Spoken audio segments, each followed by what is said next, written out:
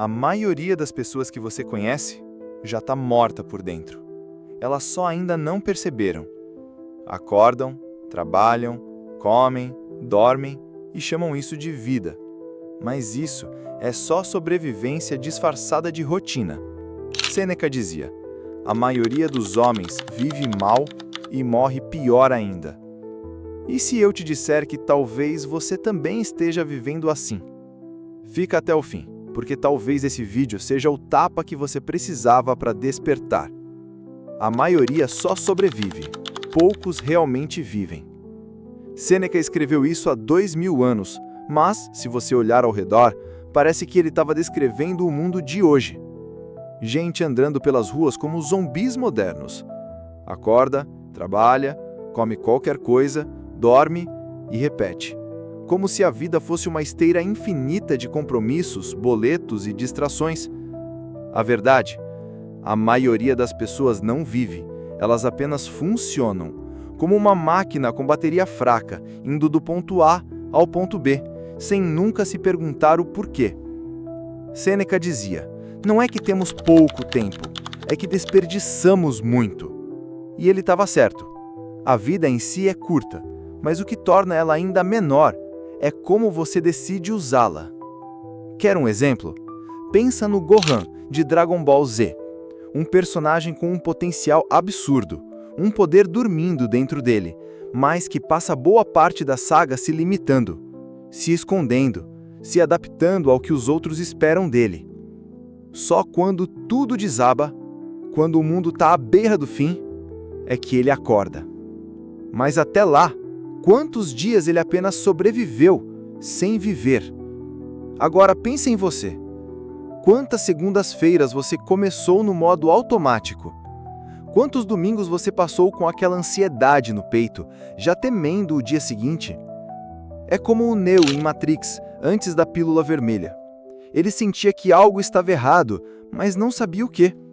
Vivia preso numa rotina sem alma, até que decidiu despertar. Mas vamos ser sinceros.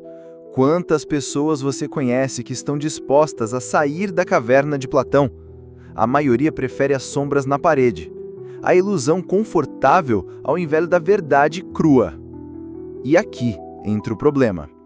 Viver de verdade exige coragem. Coragem para dizer não a um trabalho que te consome. Coragem para encarar seus medos mais íntimos.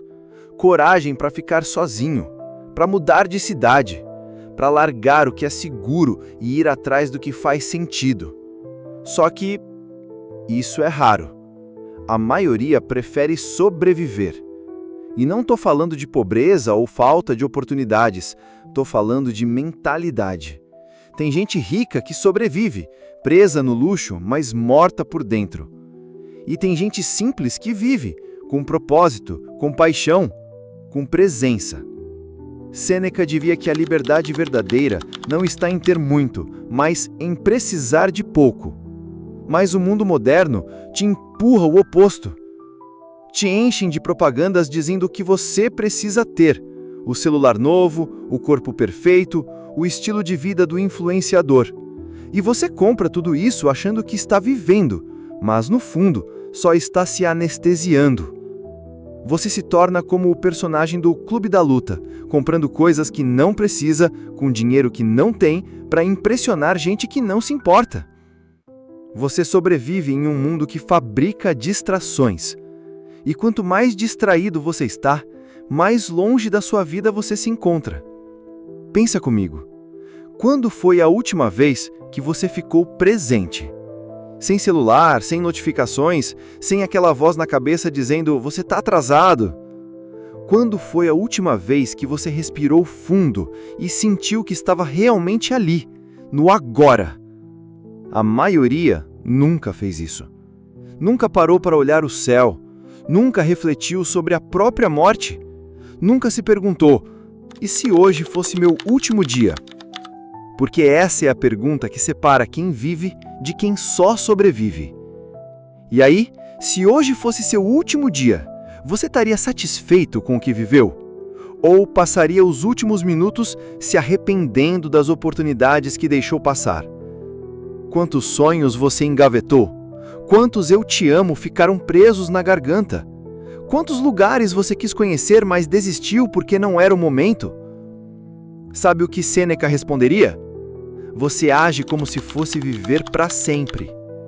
E isso é o mais trágico. As pessoas vivem como se o tempo fosse infinito, como se sempre houvesse amanhã. Mas a vida não dá garantias. Você pode estar saudável hoje e receber um diagnóstico amanhã. Pode sair de casa achando que vai voltar e não voltar. Por isso os estoicos praticavam o memento mori, lembrar da morte todos os dias, não por morbidez, mas por sabedoria. Porque quando você entende que vai morrer, você finalmente começa a viver. Você para de adiar sonhos, para de se importar com opiniões alheias, para de viver uma vida que não é sua, só para agradar os outros. É como o Eren em Attack on Titan. Quando ele entende a finitude da liberdade, ele toma decisões que ninguém entende. Mas ele vive, mesmo que no limite. E é por isso que viver de verdade incomoda. Porque você vira uma ameaça. Quando você acorda, os outros começam a te chamar de louco, de irresponsável, de exagerado. Mas no fundo, é inveja. Eles queriam ter a coragem que você teve, a coragem de romper as correntes invisíveis que mantêm todo mundo na mesma marcha. Sabe o filme Sociedade dos Poetas Mortos? O professor Keating diz: Carpe diem, aproveitem o dia, façam suas vidas extraordinárias. E o que acontece com ele? É silenciado, porque a maioria não suporta quem ousa viver. Viver incomoda. Viver de verdade faz barulho. Mas no silêncio da noite, quando todo mundo deita a cabeça no travesseiro, é o ousado que dorme em paz. É o que teve coragem de viver que fecha os olhos com um sorriso.